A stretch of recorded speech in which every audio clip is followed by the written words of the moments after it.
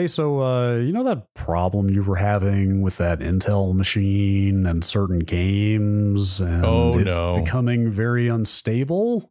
Oh, no. Did your motherboard vendor fly too close to the sun, Brad? How exactly did that manifest for you? It varied from game to game. Some games would do things like crash if they had anti-cheat on. So they would detect memory. It would just bomb out and the anti-cheat would fail. And then eventually I got permabanned from Fortnite and had to send a note to somebody who I know who works at Epic. And they were like, oh, no, you probably shouldn't have been permabanned. And then I got unpermabanned, but I kept getting the crashes. And then I clocked it down from a 55x multiplier to a 52 or 53x multiplier. And after that, it was fine. Okay. For a while. So did it ever just spontaneously reboot in the middle of a game? No, that's spontaneous reboots are almost always heat. I've always chalked it up to power supply, or frequently. Like I was getting that exact problem two years ago, and it was my 8-ish-year-old power supply, because as soon as I replaced that, it stopped completely. So it's heat related to power supply. It's the efficiency of power supplies, and thus the amount of power they put out goes down the higher the temperature gets inside there. So if you have a power supply that the fan doesn't turn on early enough, or if it gets too warm inside, or if it's 90 degrees in your office like mine is right now, then when you have a power demand spike from the computer, if the power supply can't provide it, it'll just reboot. Interesting. I don't know then. This was not an especially hot day. Okay. It was actually when I was exiting the game. What game was it, out of curiosity? It was the Battle Aces closed beta, so the fact that it's an unfinished game, I guess, could contribute, but I struggle to envision any scenario where a game alone could cause your entire machine to reboot. I mean, a game, yeah, you can mess up bad enough that the graphics card driver will bomb out and bring down the rest of the machine, but usually you see a blue screen on that, not a reboot. Right. I don't know then. Yeah, like the Intel, the 13900 and 14900K problems are almost all manifest as memory corruption detected by anti-cheat or whatever, and they're almost universally fixed by cranking the multiplier down. As an aside, if you have a 13900K, 14900K, maybe even a 14700 or 13700K, it's definitely worth going to your motherboard vendor and downloading the latest BIOS and running their safe settings. Yeah, I'm on the first ASUS BIOS that they put out with like Intel failsafe or whatever. You should update that one, because that one was a little hinky on ASUS. Yes, they have put out a second one with like even more failsafe settings. It's more that they changed the failsafe settings that were making things worse to settings that were making them better. So definitely you want to update that BIOS. Oh, I should update that BIOS like right now. Well, I mean, not right now, because we got to do a podcast first, but then after the podcast, sure. Yeah, well, okay, I'll update the BIOS after this, and if that doesn't fix the problem, I guess you know what? There's only one thing to do. Nuke and pave. Or switch to AMD.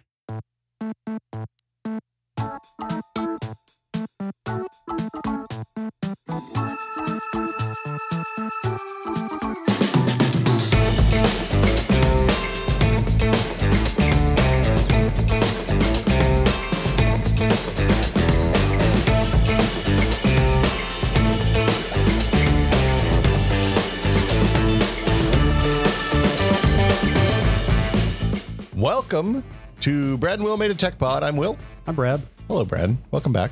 Hi, thank you. Thanks again to Adam, temporary Brad last week. Yes, thank you to Adam. Thank you to you for holding it down. Of course. Hey, the Q&A, live Q&A. So for folks who don't know, we did a live call-in show. I did a live call-in show last week. I guess last week, yeah. And it was a lot of fun. It was really good. I think we'll do it again sometime if you're down. Yes, for sure. That does sound fun. What did you do for a visual? I should go pull it up. But so I thought people were going to ask me computer questions, and I was going to have a browser available to do the Googling. And it turns out nobody asked a question that required the browser. So it was a picture of me in a corner and then the browser big with a gray screen on for an hour. So, you know, just sitting there. Yeah, I think the next time I'll probably do the big headshot. I don't know, but that's easy enough. We can pipe some video in. Yeah, that could be fun. I don't know if we might turn that into like an occasional episode or something. Well, I mean, there's kind of two ways I could go about it. So the other thing is, Gina listened and she was like, that was really fun. If you needed help screening calls, I would love to do that. Because it would be nice, not because we got like, you know, people booing us or whatever, but it would be nice to have somebody who like gets people's names and stuff like that. Cause sometimes it gets lost and then like, I don't want to be like, hey, I couldn't hear your name. Can you say it again when it's live? Or screens for like microphone issues or something like or, that. Hey, maybe turn the radio down or let's see what else. The other one was like, it would be nice to know what the topic is so I can pick, because there were a couple times where we had 2 or 3 people queued up and it would have been nice to know what topics were so I could get, if one thing flowed into the other, then that would be nice. Yeah. Wait a minute. Is that who Baba Booey was or what? Baba Booey is from the Howard Stern show. Yeah, I know it's from Stern, but I thought that was like one of his just like crew that hung out in the studio. Is that somebody that like trolled them over the phone? It was, but people would call other call-in shows and then yell Baba Booey, and then hang up. Okay, I see. Okay. Yeah, that was the bit. Some deep Howard Stern lore. I mean, look, there was a period of time in the early 2000s when I first moved here, before Stern went to Sirius, when he was the thing that was on Live 105 during drive time in the morning. So I listened to Howard Stern pretty much every day on the way to work. Okay. And there you go. You know, thinking about some of the other big names in talk radio in the late 90s or around 2000. Could have been worse. Could have been much worse choices out there. Well, anyway, so the not to get ahead of the show, but I went and looked to see what the software is like that manages calls. Oh. To see like what, and there's a bunch of stuff that ties into like radio station phone systems, which I don't want. I never even thought about there being bespoke software packages for radio shows. Well, of course there are. The weird thing is there's ones that run entirely on your computer, but they charge per minute per call. So if like you have 10 callers stacked up, then it's charging you 10 cents a minute per line, including your screener person. And I was like, oh man, no, thank you. I don't want to do a $200 live show. But anyway, yeah, so we'll do it again. I might do it as a regular, like just a separate podcast too. It was kind of fun. I've always wanted to do that kind of show, and it's nice to talk to people. So yeah, sounds fun. But this week we're taking, let's say less live questions and more pre-baked questions. Some Q's. Our monthly Q&A episode did not happen. I couldn't be here last week, but there are questions that still need to be answered. Yeah, so. Look, they were screaming. They were going, Brad. Yep. Brad. So yeah, we're going to turn some Q's into A's. If you would like to submit a question, you can send it to techpod@content.town, or alternately, you can hop in the Discord if you're a patron and go to the Q's Seeking A's channel and post Q's in there. They'll disappear, but Brad and I will see them. And at the end of the month, we may choose to turn them into an A. Who knows? We get, unfortunately, way too many questions these days. Right. A lot of good ones. A lot of good ones. So our first, do you want to do an email first? Yeah. Yes. Let's take this email from Victor. Came into the email address, as you said the email address, right? It's techbot@content.town. Right. That forwards. I started to say the name of our... We said that on the podcast before. Super top secret Gmail account that's not actually top secret at all, but it's much less catchy than techpod@content.town. Yeah. No, it's real long. But yeah, techpod@content.town is a forward to the appropriate email. Turns out most of the Gmail names have been taken by now. Yeah, like if you want will@gmail.com, A, you don't want that, I can tell you. And B, no, none of those. Yeah. I saw somebody, I don't even remember who it was. Somebody had literally like John on Instagram or something like that. And it had just gotten stolen by a scammer somehow. And he was like trying to go through Instagram support to get it back. And it made me think like having a coveted username like that is probably just a curse at this point. Like it can't be worth the hassle. I mean, Matt Honan, who was at Matt, M-A-T on Twitter, had that happen, right? Somebody hacked all of his everything so that they could get his Twitter, get his Twitter handle. And like it's on Wired. The article's still on Wired, I'm sure.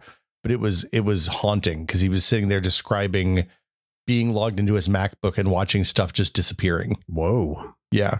Yikes. Because they hacked his iCloud and started disconnecting devices and deleting photos and stuff like that. I kind of want to look that up. But like even if you had all your stuff set up such that it was very resilient to attack, you'd still just be getting like drive-by assholes sending you shitty messages constantly, right? Hey, Brad, my name is Will Smith on Twitter. I'm going to go ahead and tell you get a lot of people who are going at you. Anyway. All right. Question from Victor. I have a Region A Blu-ray that I want to play on my Region B PS4. How do I make this happen? So far, I've used Make MKV to transcode the disk to MKV. I'm aware that I can use Handbrake to convert that MKV to a PS4-friendly format and play it via a flash drive or media server, but ideally I'd prefer a lower friction option for my non-tech savvy partner. Is there a straightforward way to convert that MKV back into a Blu-ray ISO, getting me back to where I started, minus the region locking and the menus, presumably?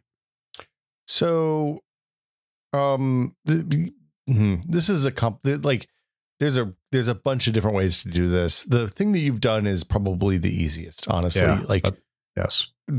First off, a little bit of nomenclature.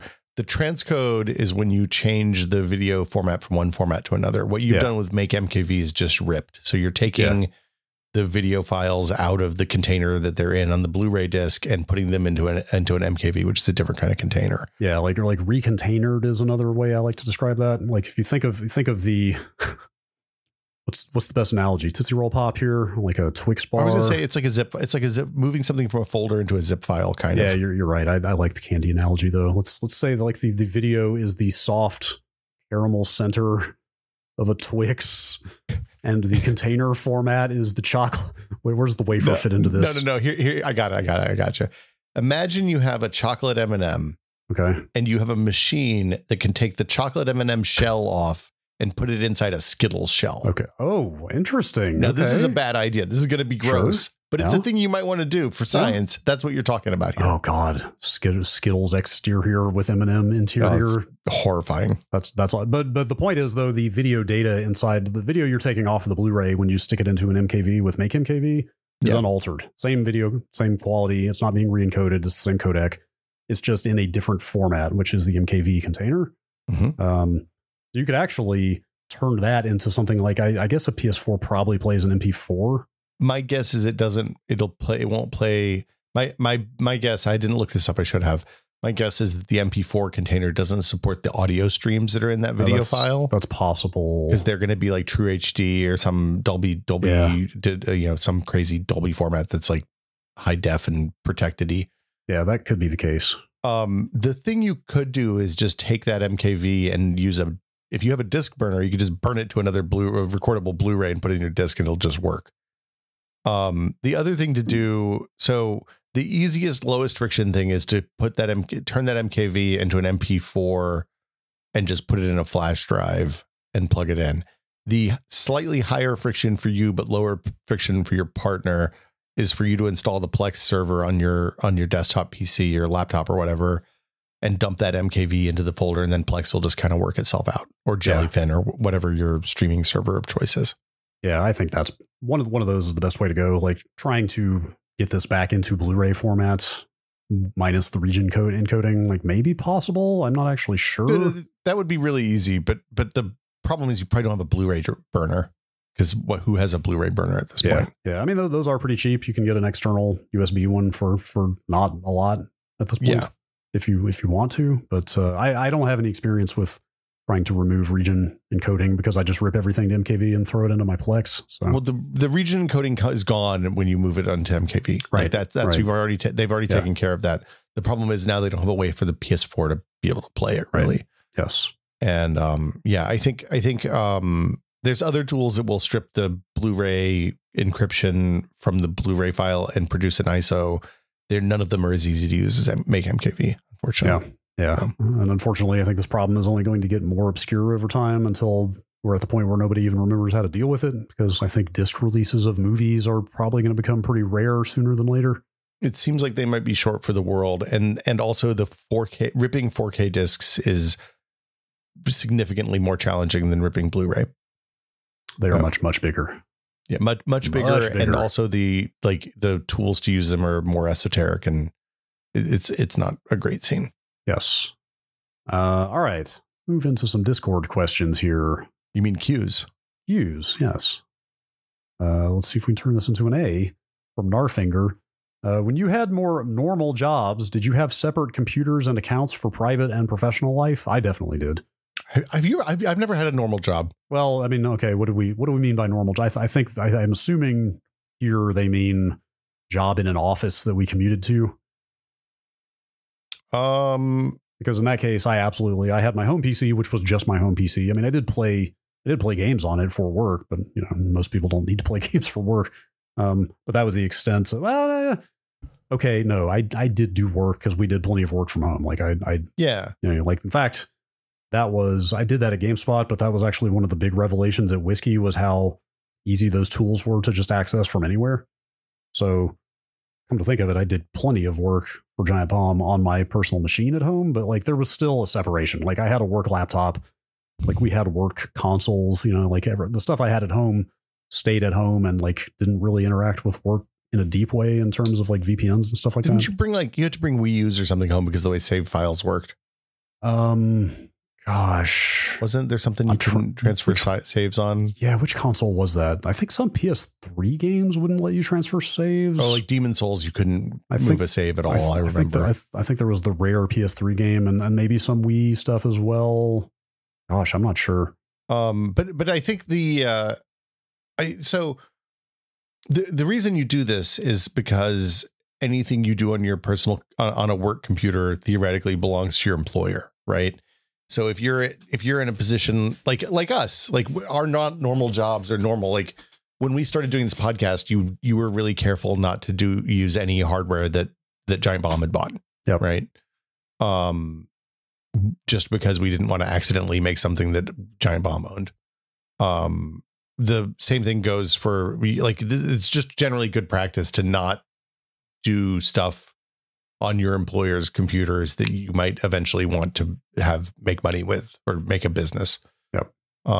Especially true if you're writing code and stuff like that. So yeah, I've always, if there's anything I've done, it's that I've erred on the side of using my personal computer for work stuff more than using the work computer for personal. I never use the work computer for personal stuff. And except for when it was my business, and then who cares? Sure. Who's going to yell at me? Yeah. All right. Shall we move on? Yeah. Quick one from Tactical Tug.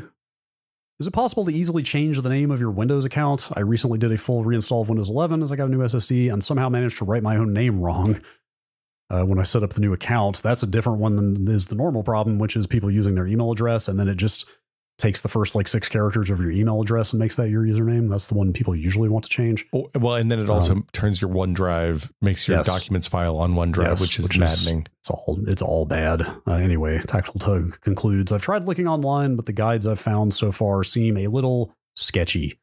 I've looked into this as well, and basically the universal consensus I have found is that it is technically possible, but it's probably going to cause problems. There is no clean global way to do it, and something is probably going to break in the process because Windows just does not seem designed to accommodate it. Yeah, I think you're better creating a new user account and migrating your stuff over manually. Yeah, and I don't think there's any problem at all with that, right? I mean, the only problem would be if you've massively customized your user account, and it's just going to be a pain to set things back up. But I think you certainly don't need to reinstall Windows or anything. I think you could just make a new admin account and transition everything over to that just fine. Yeah, it's funny that people often don't think about making a new admin account, and Windows has gotten pretty robust over the last decade. Often, if you have a problem that's a user level problem on your Windows machine, just making a new user account and switching to that account fixes it, and that gives you some valuable troubleshooting information too. So yeah, I would start with creating the new account and copying stuff over manually, and then go from there. Yeah, I thought now you would have to jump through the hoops of signing out of your Microsoft account on your old Windows account and then signing in on the new one, which isn't that big a deal. Yeah, because you can there's a button that lets you convert an online account to a local only account, which is what you'd want to do. So create the local account and the order of operations is create the new local account, move everything over, probably share access to your user account with the new local account. Make that new local account an admin, and then disconnect the old account and then reconnect the new account if you want it to be online. It's kind of annoying because Microsoft does enough valuable stuff with you being logged into your Microsoft account on your Windows account that it's kind of annoying to use Windows 11 or 10 without having a logged in Windows account, which is a bummer. Yeah. I am a little paranoid about that stuff. Years ago, I made the idiot decision to sign in on a work PC, one of the gaming PC in the studio at work. at the Windows level with my Microsoft account. I think I had to. I think that was back when Windows Store game saves were tied to that account, and you had to, or something along those. Anyway, you used to be that you couldn't have a Windows Store account. You couldn't use a separate Windows Store account and Microsoft system account. Okay. At any rate, some strange things started happening after I did that, like wallpaper getting synced across, like it synced my home wallpaper to that Windows machine. Did people give you shit about the anime girls? Very funny. Look, there's no judgment on this podcast. Okay. Actually, if you must know, my wallpaper for literally about 8 years now has just been screenshots from inside. Okay, that's good. I remember I at some point back on those old Dell monitors, which were 1680, 1050. I just made a fake virtual 4K desktop and ran through inside, taking a bunch of nice screenshots. Oh, that's good. And now I have a bunch of 4K screenshots of inside that are fantastic wallpapers. I rotate through. I have the Firewatch, like a Firewatch concept art. Okay. And Outset Island from Wind Waker. I do screenshots of games with very nice art and make good wallpaper. Absolutely true. They need to be flat. You need not a lot of detail, like relatively flat, low contrast colors, and not a lot of high frequency detail because the icon text gets all lost in there. I find that's why I have that's why mine are all like landscapes. Yes. Anyway, the other thing I was going to say, I don't know for sure that was the cause signing in at work with the Microsoft account, but now Microsoft for like 5 years now has thought that I have two accounts. Like when I sign in on the website, it says like, basically says, are you signing in on your work or like your enterprise or your personal account? And I'm like, I've only ever had one login with you for as long as I've been doing this, which has caused some weird. Anyway, maybe be a little careful about signing in to different Windowses with your Microsoft account, especially if you work at a real company and not a startup or some media company. Don't sign into your work computer with your personal account because it's going to give them access. You're going to give your employer weird access to your personal stuff, which is a bad idea. Yeah, that's what I'm getting at. Luckily, media companies generally pretty inept at this kind of IT. I feel like just about any example ever I hear of some company saying like, do not do blank under any circumstances, especially in information security type contexts. You talk to somebody who actually works there and it's like, yeah, they do that all the time. Oh yeah. Look, at Future, when I was working at Maximum PC, there was a editor revolt when they switched us to Outlook and they'd made us log into a VPN to get email on our home machines. And that was what they didn't even require us to log into the domain or anything like our Active Directory. They just were like, yeah, we want to have the mail server not be on the public internet. And eventually people complained so much that they popped open an IMAP hole or something like that so we could remote in. But like, why did I need email on Saturday? I didn't. We were assholes. Just don't do work when you're at home. Yeah. Yeah. Or like I was reading a Twitter thread about this exact subject the other day, and it was stuff like, it's like, oh, like IT says absolutely no unverified, unidentified machines connected to the corporate network. And then you find out like some engineer is running some server for something on the Internet of Shit popcorn machine in the break room type stuff. Like people just do it, Yep. And it never gets caught. Well, and nobody cares. All right. Nipples and Smiles writes in. Do you have any info or anecdotal experience on how EV batteries deal with the cold? I live in an area of the world that gets to minus 30 C or worse in the winter. Condolences. And I have not been able to get much of a solid answer, even from dealerships in the area. So it depends on the cars. Minus 30 is really, really cold. So minus 30 C is very, very cold. So I don't know about that. In my experience, the North American temperatures, like not North America, the continent, but Northern America, United States of America temperatures, which are typically not negative 30 C. Typically you want to, if you live someplace that gets cold, you want to get a car that has a battery heater, battery conditioning for temperature. And you're going to lose a fair amount of range in the wintertime because you're going to spend time warming up that battery when you use the car. I assume you're probably parking your car in a garage if you're living someplace that cold, I hope, which will help some. If it stays plugged in when you're not using it, then it won't burn battery, keeping the battery at the right temperature. Same thing happens if you live someplace really hot. Sometimes the battery needs to be cooled down in order to charge, stuff like that. Yeah. So just for reference for people listening, minus 30 C is minus 22 Fahrenheit. Yeah, I knew it was my point of reference down there is that negative 40 is the same in both American freedom units and Celsius. Jesus. Yes. So I don't like, my real advice is to go and hit some of the subreddits dedicated to electric cars. There's a fairly large Ionic subreddit. There's big subreddits for like the Chevrolet Bolt and some others. The Bolt didn't have climate control in the battery, if I recall right. The Ionic does. A lot of Teslas do, but not the Model 3, I think. So some people you have to heat, like you could, it's like the same situation as like a block heater for your electric car. But also my understanding is the plugs for block heaters for folks who live in warm climates is a thing that you put under the hood of your car that you plug into a 120 volt power that just, it's like a little heating element that just keeps the metal from getting so cold that it doesn't crack when you fire up and gas starts exploding in it. The understanding that I have is that those don't provide enough power to charge. They're usually pretty low power outlets. So, talk to people who live where you are that have electric cars. Find a venue that you can seek out people who have electric cars in some place that's actually that is really fucking cold. Yeah. I don't mind cold generally, but that might be too much. I've been in that cold like twice, and I'm good for the rest of my life. It turns out I'm too weak. Yes. I would not be smiling.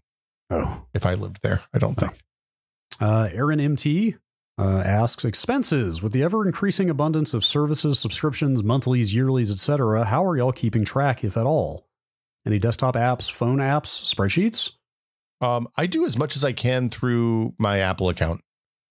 You usually pay a little bit more on a monthly basis, but since I turn a lot of stuff on and off as I'm using it, it gives me one convenient place. Since I run it all through Apple Pay, all the subscriptions end up in one place in the UI.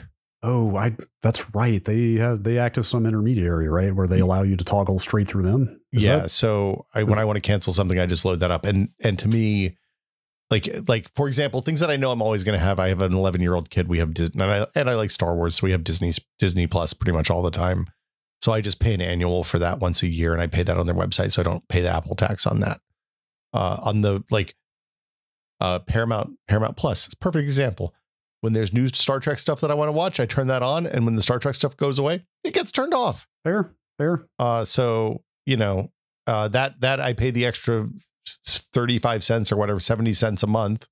And then it goes away, and I'm happy to pay Apple a little bit of an extra to mediate that relationship with me.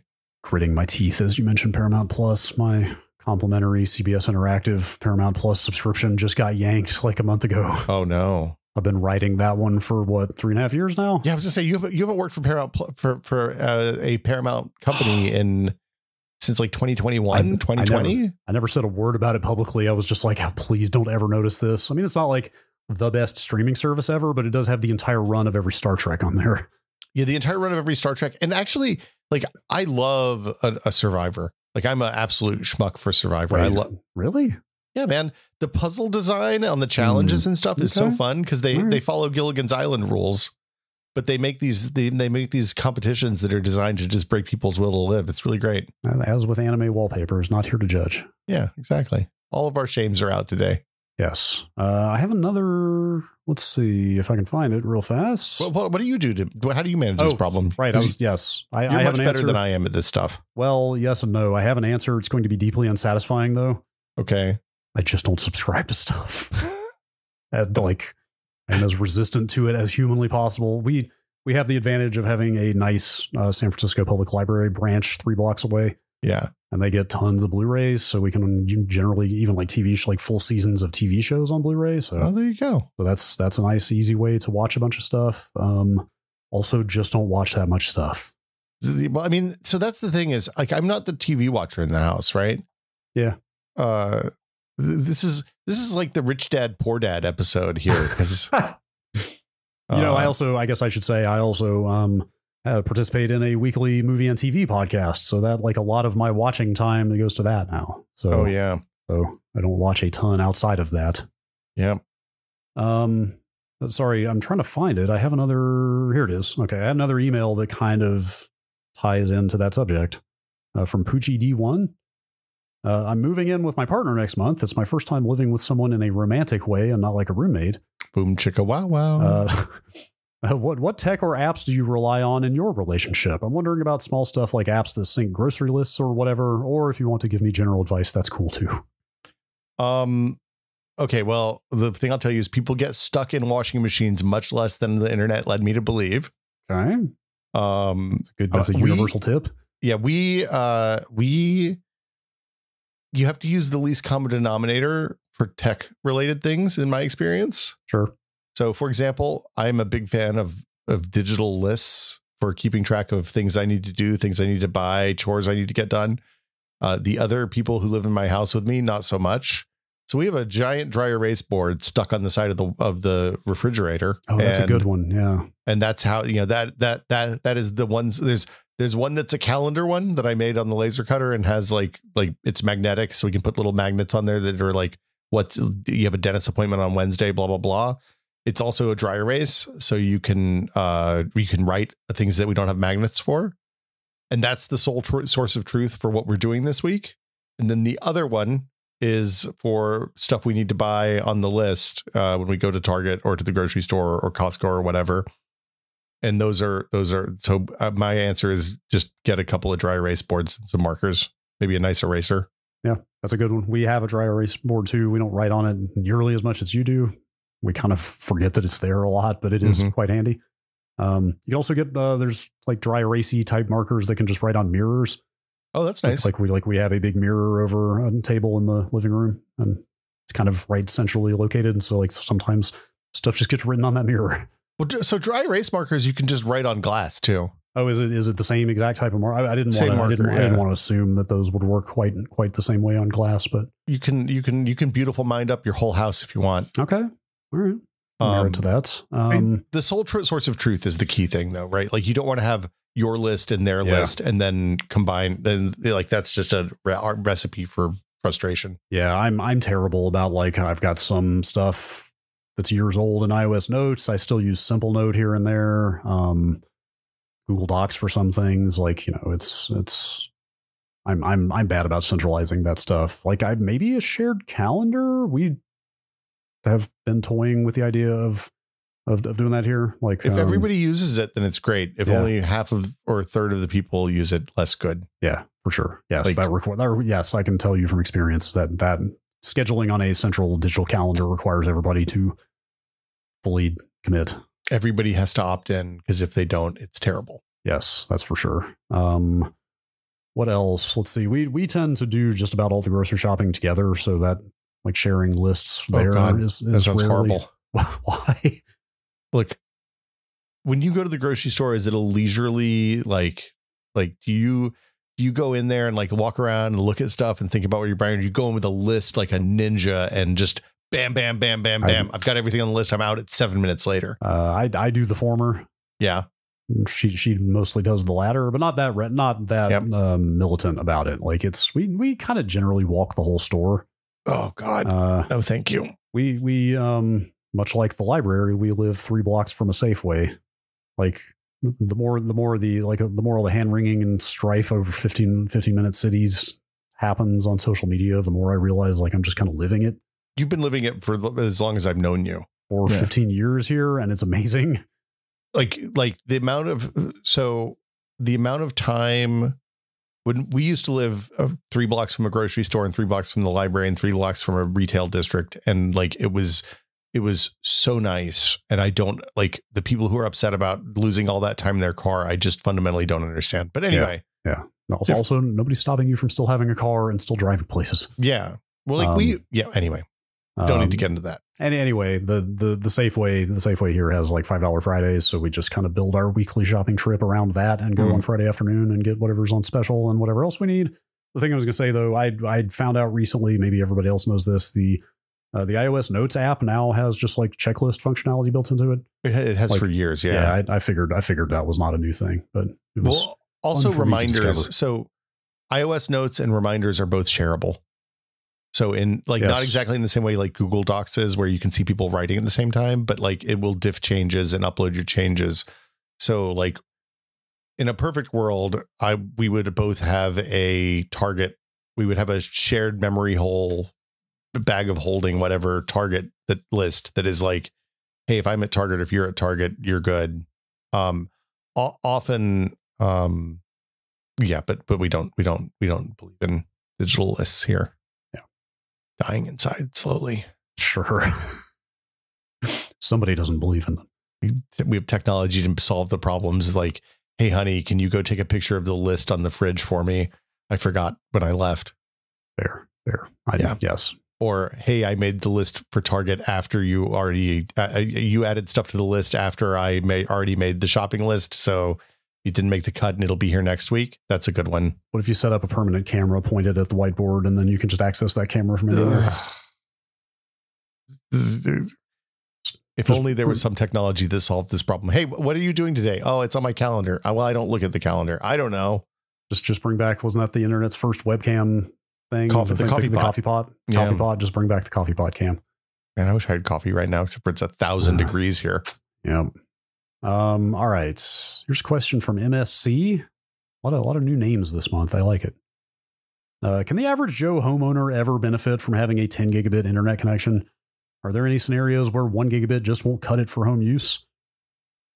Currently, probably not, but maybe in the future. I'm trying to think, like, is streaming video ever going to get to such a quality that it would not choke a 1 gigabit connection, but, take up enough of it that it would be annoying for other people? I mean, I downloaded Horizon Forbidden West the other day, and it took like 25 minutes. I could, if that was, the 10th of that, I'd be okay with that. Yeah. So the thing I always wonder about here, and we've talked about this before, because I could sign up for 10 gigabit right now, but it would require both. It's like a $300 install fee, and I'd have to replace a bunch of equipment. And I just don't know that the benefits are worth all that hassle. The thing I always wonder about is any individual like CDN or content provider. How much are they actually going to serve you? Like, so Gordon and one of our producers at PC World both have 10 gigabit. Okay. I think Gordon only has a 2.5 gigabit uplink, or did the last time I talked to him. I think he just built a new computer, so maybe he has 10 gigabit to the router now. He was saying that 2.5 gigabit, it starts almost everything starts to get throttled a little bit. Okay. So, but I think we're going to do a video about that over at PC World. So maybe we'll have a follow up with the actual answer. Yeah, I would love to know. I'm kind of the opinion that like anything, like always get the faster if there's an option. If I had the option of getting 10 gigabit here, I think I can get up to 5. But in order to have any benefit there, I'd have to redo the backhaul through my house because the router is in the garage, and I'd have to run probably I'd have to crawl into the house and run fiber, which I could do, but I'm not really super enthusiastic about. What do you have running through there now? Just Cat 5e. Oh, yeah. I don't know about 5e. I know Cat 6 will do 5 gigabit. Yeah, Cat 6 would do 5, but 5e. I didn't. At the time I did the wiring in the house, the Cat 6 was a lot more expensive than the 5e, and ever since everything was a gigabit, I was like, I'm not going to live in this house long enough that this is going to be a problem. And then here we are, 17 years later. Yep. Gosh, I've got 2 other good questions that dovetail with what we're talking about right now. I'm trying to figure out which order to take them in. Let's go with let's do the Shags Magoo first here. Hypothetical time. Let's say Brad finally bites the bullet and purchases a house that is currently being built. Brad, since you have a clean slate, what type of tech do you want to make sure is put in the home at the very beginning, and how smart do you want your home to be? Will, what do you wish you could go back and tech out your house with that would be hard to do in its current state? And what recommendations would you have for Brad tech-wise in his new life as a homeowner? Man, I would put a rack in a central location. Yep. That's with power and ventilation. Yeah. My first thought is make sure there is a network closet somewhere like out of the way, but still easy to get to, and make sure that all of the lines can come into the house very close to that location. Yeah. And I would add that you want to make sure it's wide enough that you can do like a rack mount stuff. Yes. Something I want a 42U rack. Okay. I just do. I would do. So Do you want to do yours first? Or you want me to do the recommendations first? Well, you just kind of like spitball this one because I'm not 100% sure. But I will say I am guessing that home ownership, especially new home ownership, is probably the ultimate like you don't know what you don't know situation. Is that correct? It's like I have not bought a brand new home before because I didn't want to, like, the risk of messing that up is pretty high. Oh, sorry, I meant like your first home, like regardless of what it is. I'm just saying when you've never owned a house before, I assume there are a bajillion things you were not expecting to have to think about. Oh yeah, it's an absolute shit show. Yeah. So it's hard for me to answer this question without even going through the process yet. The only other one that comes to mind is wiring every room. Like, in fact, conduit to every room if that's possible. Is there any reason that's not possible? You can do that. It makes running new cables harder. Wait, I thought the point of, well, once you put the point of conduit is to keep fire from. Like, is that it? Yeah. Oh, I thought conduit was supposed to make running new cables easier. You'd think that, but if they're empty, it's not as bad. But if they're already have cables in them, then it's hard. I think at that point you'd be doing the thing of attaching the new cables to the old cable and pulling them through. I mean, that works great if you're really good at tying the knots. Yeah, fair. The second that gives way, you're in for a world of hurt. Yeah, I mean, the thing is, if you have crawl space or attic accessible to every room, it's pretty easy to. It's like surprisingly easy to fish, right? You need a long fiberglass pole and two people and a drill on a long shaft, and like that's not a difficult thing to do. I think I did. This is it's a small house, but I did the whole thing in like a half a day. Oh, and it was mostly me crawling around on my back and Gina shining flashlights down holes until I saw the lights coming down from the crawl space. The things I would want are like I would want some power or Ethernet runs into the ceiling. Yeah. For like there's these really cool occupancy sensors now that use ambient Wi-Fi signal as radar. And they just pick up movement like meat bags walking through space in their general vicinity. That from our Wi-Fi, from our 2.4 gigahertz wakes. And I would put those everywhere, just so that I can control lights without having to have any kind of timing bullshit or anything. You just walk into the room because they detect people, whether they're moving or not. So like old motion sensors that use IR will do the thing where, like if you lay down on the couch or watch a movie, then the lights all turn off after 10 minutes. With those, they'll know that you're there, and like you can do much better logic about Internet of Shit stuff.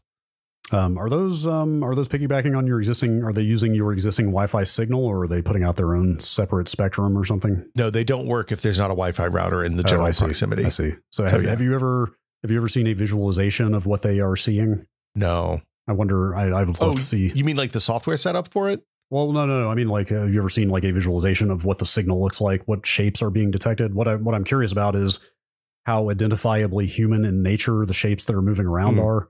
If you were able to convert what they're seeing into like a video feed, so they can tell the difference. No, because they're measuring instead of measuring. My understanding is that they're not that precise. That it's more like, hey, the signal's changed.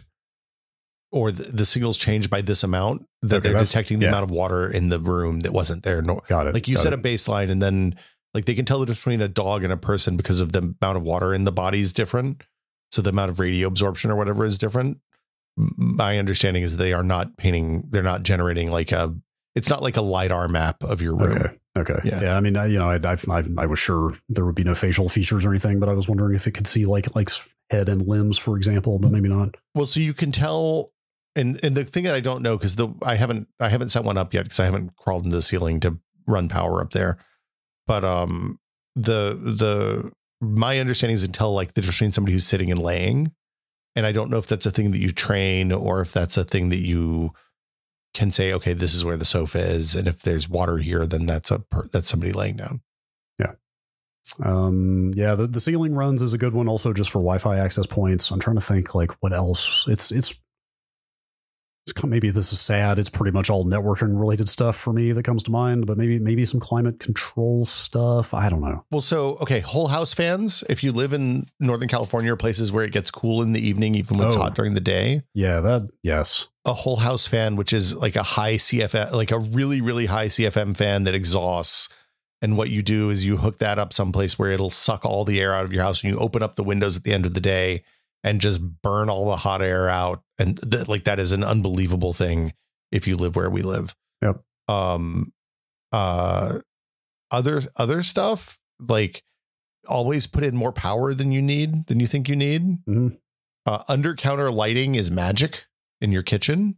Like the under cabinet lighting, like the LEDs that go up underneath the lips of your cabinets is fabulous. Like it's just unbelievable. Everybody should have that.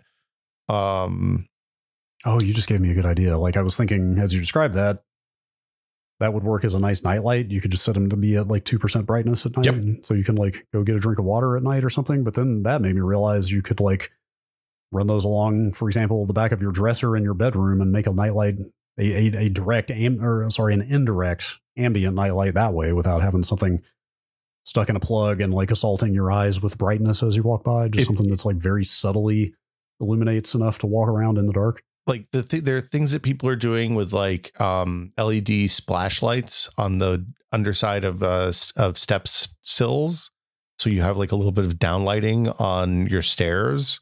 I've seen people do uplights on crown molding. So like if you have ceilings that are high enough, like it wouldn't work on an 8-foot ceiling, but if you have a 10 or 12-foot ceiling, you can do crown molding where there's a little bit of a gap between the top of the crown molding and the ceiling.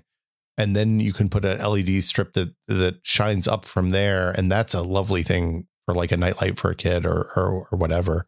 If you have the presence sensors, then you just set it all to turn on the floor lights. So the lights light while you're walking through the room, which is, that feels like magic to me. Yes. I wonder if that crown molding style of thing could be enough to illuminate an entire room. Like, could you actually replace your lamps? Is that enough to bounce lighting off the ceiling and like light it up fully for people? I think I would have said yes when I was 25 and no now that I'm approaching 50. Sure.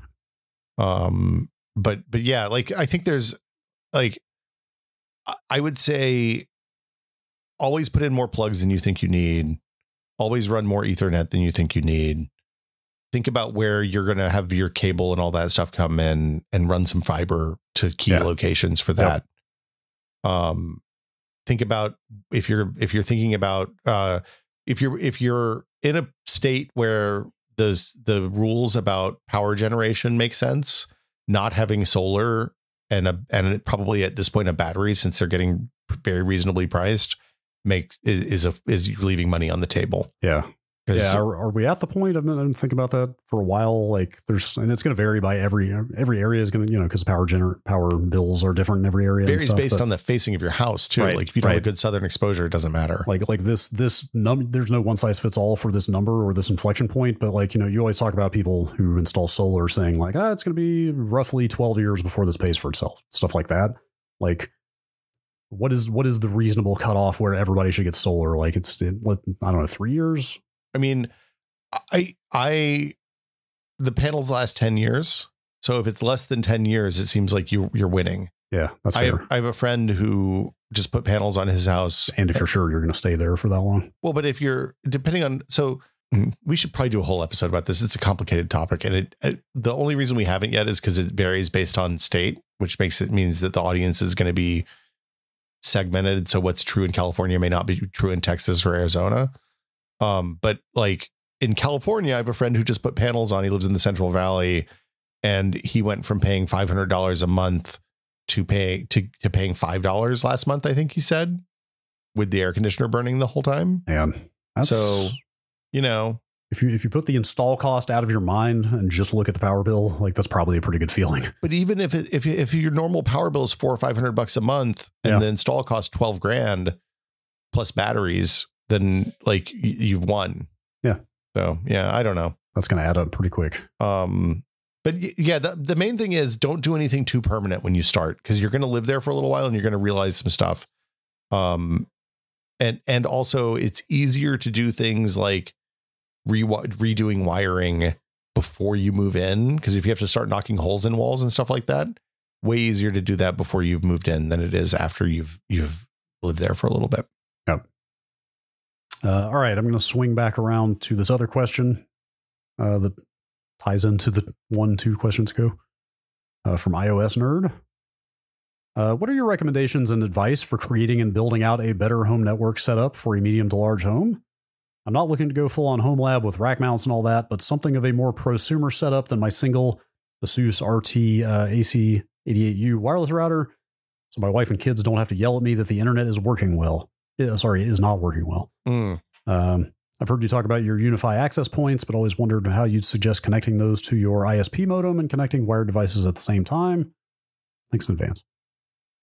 Well, okay, so there's something. Start at the very beginning. There's 3 things on your network that your ISP provided router / modem usually encompasses, right? It's 4 things. It's the modem, which is the thing that turns the cable signal or the fiber or whatever into local internet with a local IP address. That also includes a router often, which basically says, hey, this one IP address that your ISP gives you is now shared amongst up to 200 or 300 devices on your local LAN. There's a switch, which is a device that lets you connect multiple wired things to that same router. And then there's the Wi-Fi access point, which plugs into the switch and says, okay, now you can plug a bunch of wireless devices into that router. Yeah. And all of that is typically in the kind of vendor provided device, right? Like I haven't used an ISP modem in, at least 10 years. So I don't know what they look like these days, but it's kind of all in one now, right? Well, so my AT&T one, I have fiber. So I have 2 boxes because there's an ONT, which is the termination point for fiber. And then there's an Ethernet port that comes out of that goes into the vendor, the ISP provided modem, which is a modem, router, and access point and switch. You can break all of that stuff out. And that's what, when you're buying a Ubiquiti system or like a TP-Link, I can't remember their brand, but TP-Link Archer's, the TP-Link's consumer routers are Archer, unless you mean something different. They have a Ubiquiti style do they? thing now too. Oh, is it Omada? Are you thinking of Omada? I think that's right. Yeah, Omada is definitely the name of their access points. So I guess maybe that's expanded, but I'm sure they have expanded that to some big integrated cloud thing. Yeah. But the point is, around your Wi-Fi access point is a bubble of good Wi-Fi. And if you have a big house where there's like, you can do one of 2 things. You can put a really good one in the center of the house and hope that it covers everything. But there's probably going to be one like bathroom in the corner that's behind a hot water heater or something it's going to have bad signal. Or you can run Ethernet to a couple of places inside the house and then plug access points into each one. And you get 2 bubbles that cover the whole house and also part of the yard, instead of just one bubble that barely covers the house. And that's when we talk about using the Ubiquiti stuff, that's what we're talking about. So all you're doing is splitting out the router and the switch and the modem into, and then you'll turn off the Wi-Fi that's on the router that you have plugged in right now, probably, and use the, just put in a couple of 2 or 3 access points. The nice thing about this is the access points are typically fairly inexpensive. Like you can often get a 3-pack of standalone access points for like a couple $100, $250, $300. They're usually $100 each, in my experience. Yes. We did an episode about networking 3 months ago. Would you say? No, it was more than that. Was it? It was last year, I think, wasn't it? No, March 24th. Oh wow. Okay. Episode 227 from March 24th. We did kind of an updated network primer.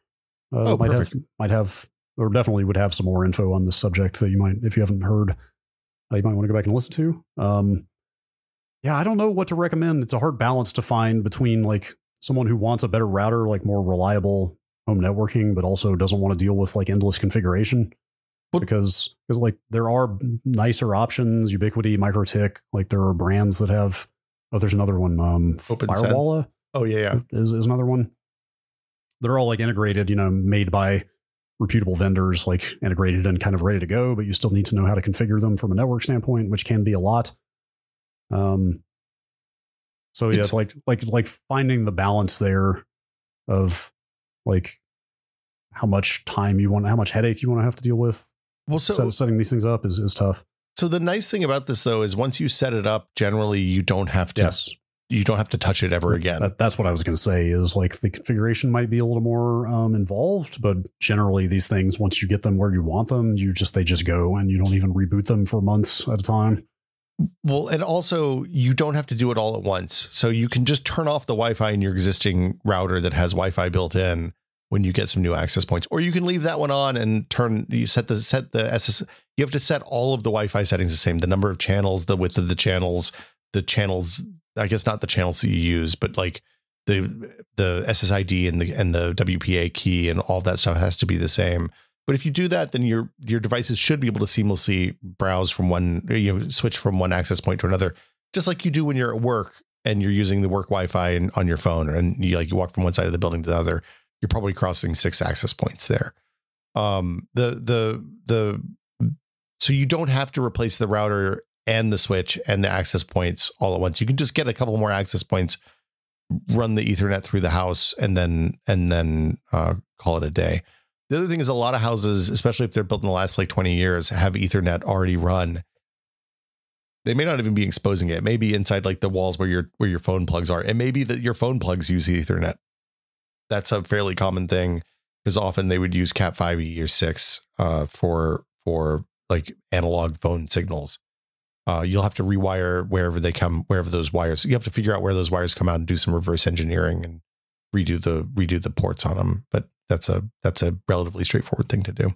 Yes. And the last thing is the standalone access points typically will be powered using power over Ethernet. So you can buy a switch that will inject the power over the Ethernet. The power over Ethernet uses the extra 4 cables, or 2 of the extra 4 cables in a Cat 5 to provide low power, just enough to run the access point over the long Ethernet halls. Or if you don't have a switch that will do that, usually you have to buy a little bit more expensive switch. You may not want to do that. You can buy an injector that will inject power into the Ethernet for like $10 usually. Yeah. All right. Before we move on, if you'll indulge me, yes, I have kind of a question of my own. I've been teetering again recently, very close to finally buying one of those Alder Lake N100 boxes and just putting a router OS on it and making that my router / firewall. OpenSense or ViOS. ViOS is getting a GUI, by the way. I don't know if ViOS is a Linux-based, currently command line only router operating system that is very popular on our Discord. It's getting a web GUI finally.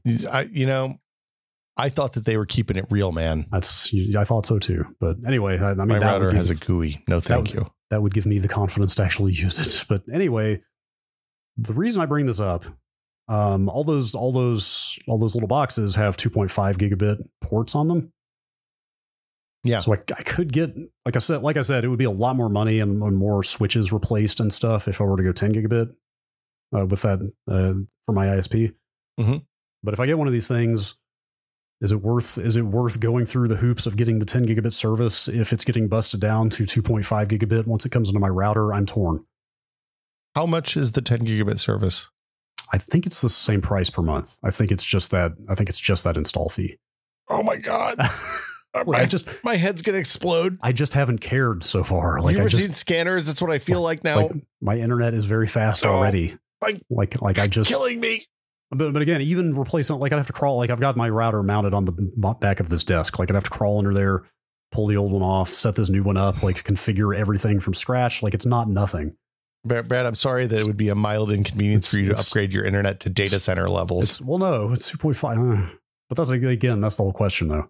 Well, so like I don't think I want to make the investment and go through the hassle of getting like a 10 gigabit capable router and switches and stuff. But is 2.5 worth it? That's my question. I would just get a 10 gigabit router. You can get, that's kind of expensive. Yeah, see? I was going to say you can get a TP-Link Omada, but it's only $400. Yeah, right? And the ones, like I said, the ones I was looking at that would run something like OpenSense are more than that. Like, if only we had some sort of podcast where you could, reach out to people and be like, hey, I would love to cover your 10 gigabit routers. Yeah, I don't know. I don't know. I think it would make you crazy to know that you had 7.5 gigabits unused. Yeah, that's entirely possible. I think it would push you over the edge, and then you'd just be on a never-ending upgrade treadmill. God, what would I even do with 10 gigabits? I don't know. I don't either. And the way this apartment is set up and the way I have things wired, only my PC and server or NAS or whatever are ever even going to touch 10 gigabit. That seems like all the stuff that matters. Like it, I mean, it mostly is, but I'm never going to run it to like where all the consoles are. Like they're probably going to be limited through a single 1 gigabit link from now on. Well, but so they couldn't share that bandwidth anyway. You could put a switch. You could get is your long Ethernet a Cat 6? It might be. I believe it is Cat 6 actually. So yeah, you could do so you could imagine if every device on your network had a gigabit of bandwidth. No, I know. I mean, I know. I get the appeal. I get the upside, but getting enough switches, replacing every switch in this apartment, and getting that new router switches is a lot. Well, that's not a lot of switches, Brad. No, there's more than that. Okay, but like, 2 switches. I would do that. I would do that in a heartbeat. What is a 10 gigabit RJ45 dad, switch? Poor dad. Right. It's only $1,000. Do it. Let it burn. Let her rip. Like there aren't even a lot of consumer boxes. Oh, maybe these things are getting cheaper. There's a bunch of consumer boxes now. Yeah, there's TP-Link makes a bunch. Acer makes some. There's a TP-Link tri-band Wi-Fi 7 router with dual 10 gig Ethernet ports. Is TrendNet reputable? TrendNet's great. I have cabling accessories like cable mounts and stuff from TrendNet. Damn. Here is a 6-port TrendNet switch. Two of the ports are 10 gigabit. The other 4 are 2.5. Yeah. For $140. Yep. That's getting into palatable territory. Look, at the risk of sounding like a friend of the show, Rob Zachney, you're losing money not doing this. The thing is, though, I need fiber or direct attach copper on the switch because I don't have.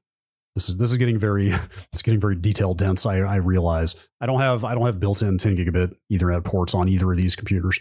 Well, so it has to run into the Mellanox card, which needs a transceiver, and it's a whole thing. Doesn't it have the transceiver? But the transceiver you can just switch to an Ethernet transceiver. Oh, actually, God, you're right. I totally could do that. Yeah, this isn't even a project. This is like changing a couple of wires. I knew that. What am I talking about? Yeah, you're already halfway there. Maybe I'll. Well, okay. Probably you can get a USB-C to 10 gig Ethernet adapter and plug that into your PlayStation, Xbox even. Oh, I don't know. I don't think that's. They would not have drivers for that. No, they would not. That would not actually work. Okay, well, let's just take the maximal view on this scenario. Yeah, 10 gigabits. That's the maximal view. If I sign up for the 10 gigabit service and get a router that has 10 gigabit ports on it. Yeah. If I get one of the ones that has the SFP plus ports on it, which are 10 gigabit, which take those transceivers, which are modular, meaning the fiber could run directly into my router. Yeah. Do I ask my ISP if we can forego the ONT and run the fiber from the outside world directly into my router? I mean, look, as your exact peer in this endeavor, I encourage you to do this. I think I'll even authorize the expenditures. I think this is a great idea. The little bit I've looked into this, it depends on whether the ISP will allow you to do that or not, but it is entirely possible that I could. And I bet Sonic of all ISPs would be like, yeah, fuck it. It has to go into the router. So yeah, I don't know what goes on inside an ONT. Sorry, I didn't mean to turn this into like deep networking talk. The ONT optical network terminal, all that does is taking the fiber, which is optical, and turning it into an electrical signal over the Ethernet cable coming out the other side. I don't know how much actual processing is going on inside of that thing. Man, you have to ask the elves. I don't know that one. So my understanding is that you could just run the fiber from outside straight into a router if you had that port on it. And I kind of want to do that.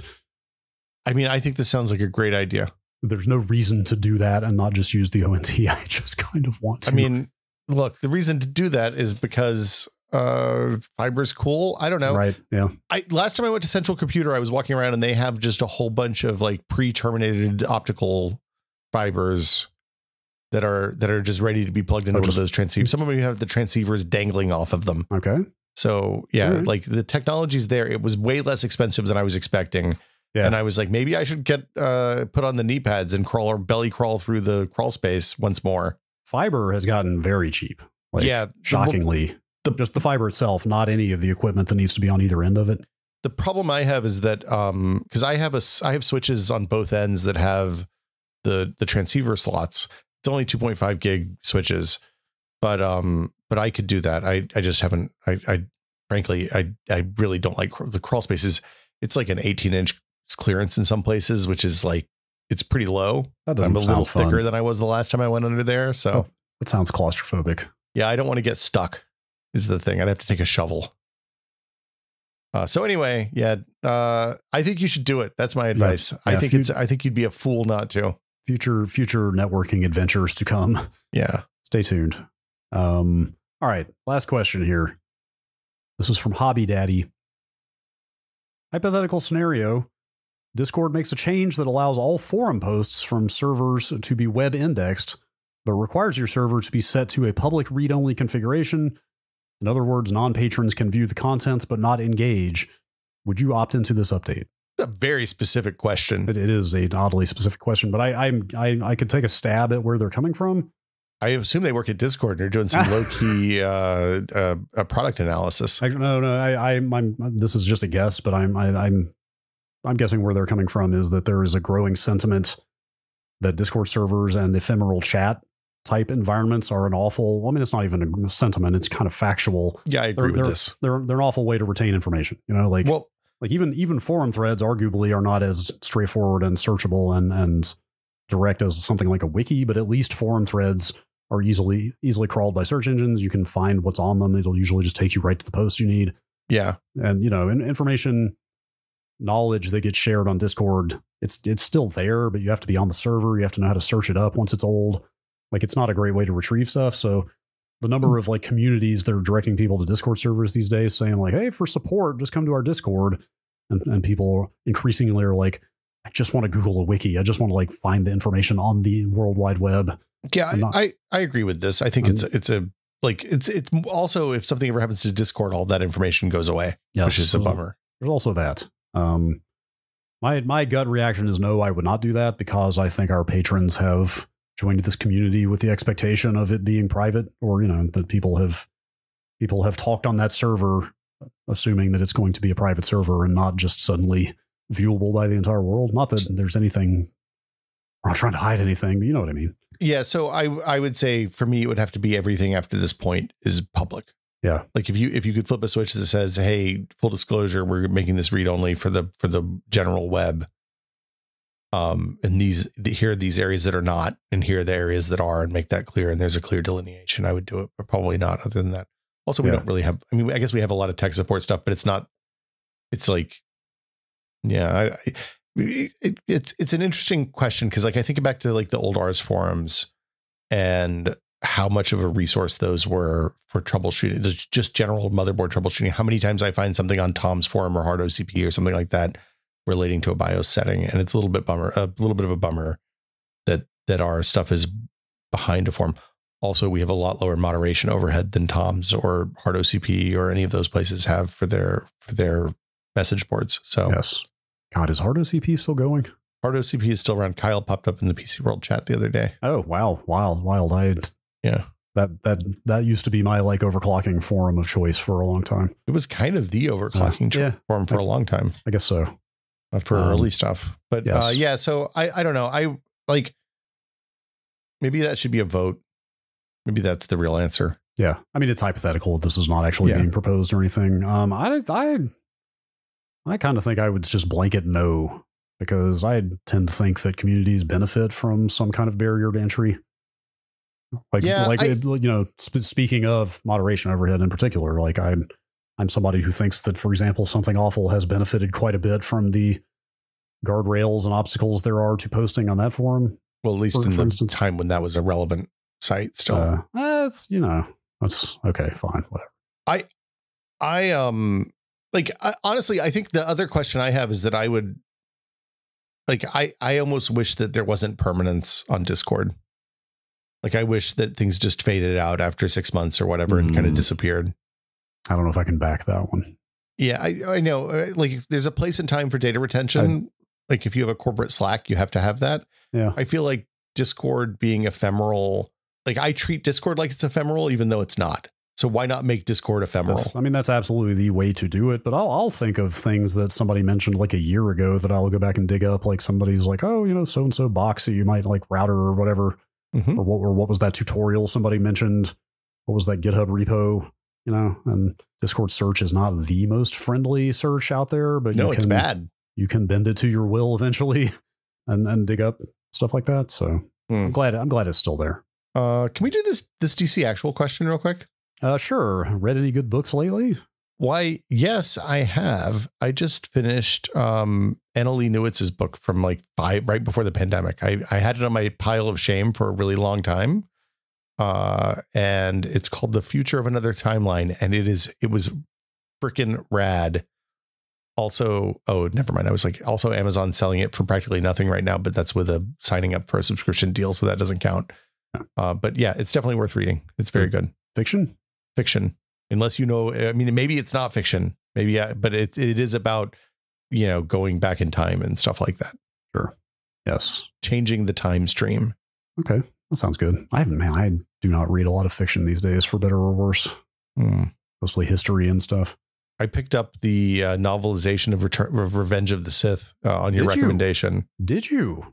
Yeah, I haven't started it yet, though. I saw a clip going around. I didn't watch the clip, but I saw Matthew Stover, the author of that novel, guesting on some Star Wars Chuds podcast and kind of shutting him down.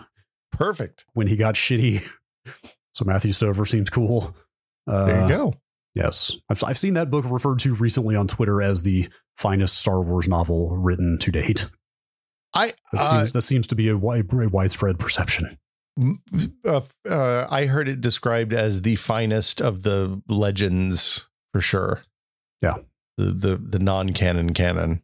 Yes. But I think that's as good a place as any to wrap it up. If you have questions, you can email them to techbot@content.town. That's techbot@content.town. Or alternately, you can, if you're in the Patreon, you can post them to the Q's Seeking A's channel in the Discord.